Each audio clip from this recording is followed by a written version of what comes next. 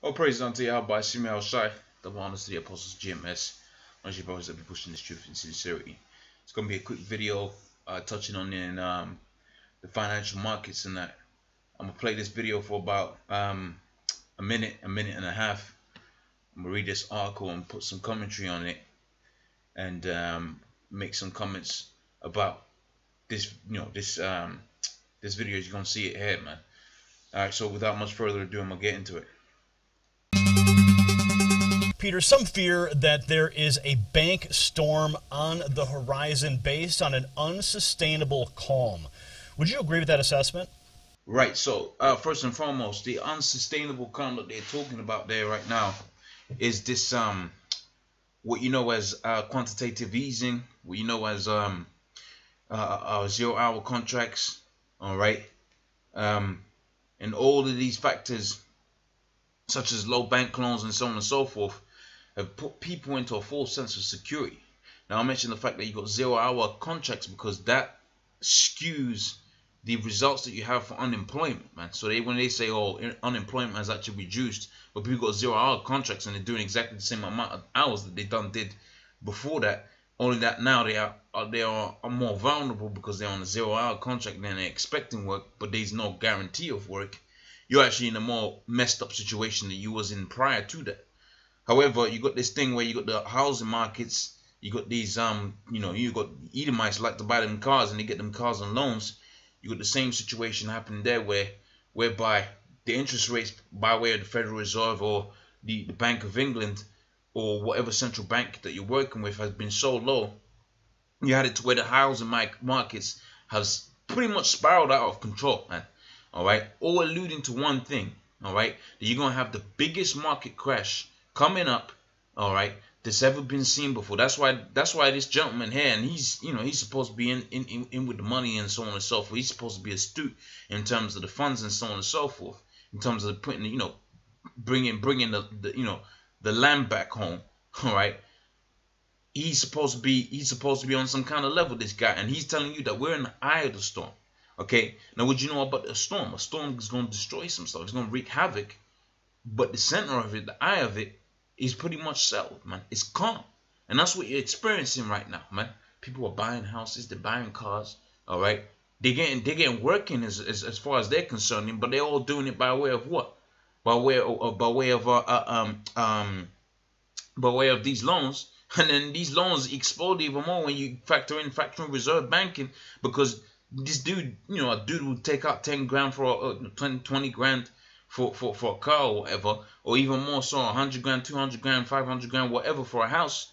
All right, somebody's gonna get that money, deposit into an account, and you got the whole process of fractional reserve banking going in and so on and so forth, and that process just repeats itself and repeats itself and repeats itself till you will have the most inflated economy that you've ever had in before. I'm going to show you that Yahweh Shimei Shai is coming, man. All right, the Lord is coming back, because how this thing's gonna crash, you're gonna have to bring the chip out, man. The only thing that's gonna bring peace, quote unquote, is gonna be the chip. But see, what's the men of the Lord gonna take? They're gonna take the way, the straight gate. All right, which leads on to salvation by way of Yahweh Shimei Shai, man. All right. Well, I do think that the current situation globally, and particularly in the United States, is extremely unstable. And I think that we are, in fact, in not just the lull before a storm, but probably more of the eye of a financial hurricane. A lot of people believe that the problems were solved, that the crisis of 08, 09, right, because in 08, 09, you had pretty much the same thing happening, all right, that you're having right now. But we've surpassed that point, right? We've left the point of 08. We've gone worse than 08 has. See, you had all kind of quantitative easing and printing the money and so on and so forth, and Federal Reserve, having it to where the interest rates have been so low for so long, all right, that you've surpassed the point that you was at when you had the 2008 crash. Okay, you've actually gone way past that point, man, because you didn't really resolve the issues that you had in 2008. You just, you patch jobbed it, man. All right, and if you got a boat and the boat's sinking and you put some masking tape over the hole, but another hole starts off in the other side of the ship, guess what? Now you got two holes. And that's the situation that we're in right now with the financial system and so on and so forth. Now you got a situation where you're dealing with even more trouble, man. All right, you ain't gonna be able to print your way out of this. Okay, you're gonna have what's known as, like it's saying here, man. You're gonna have a sparks fears of a market crash. Now it ain't fears for us. This is actually gonna be glorious news for us, man. We're gonna drink on that day because what? Because laws. Hey, the only way you're gonna get out of this market crash is by way of your habashim outside, man. All right, like the scripture says in 2 Ezra, the 15th chapter, people won't be breaking inside people's houses and, you know, for lack of bread and so on and so forth, man. All right, was abated, that the policies of the central bankers saved us from what could have been something even more horrific. But the reality is that the central bankers actually made all the problems worse. Right. So like I just been saying, all of the problems that you had before were worse. Okay, they're gonna be they're worse now than they was before. Right? Problems. They inflated the bubble that ultimately popped. The market tried to fix the problem. That's why we had the financial crisis. It was the market's attempt to correct all the mistakes that the bankers had made. And rather than allowing that correction to run its course, which would have been very healthy and constructive, the central bankers, particularly the Fed, intervened. And now I think we're in a much worse financial position than we were in 8 years ago. Right. So the statement I made really applied for this statement that he just made right now, not prior to that, because he was still talking about 2008 crash. Yeah, I think the economic crisis that lies ahead is going to be much more profound and impact people in a much bigger way than did the crisis of 08. All right, so let me touch on some points over here and then, you know, call it a day. So same article, this is from Before It's News. This guy is on the Next News Network.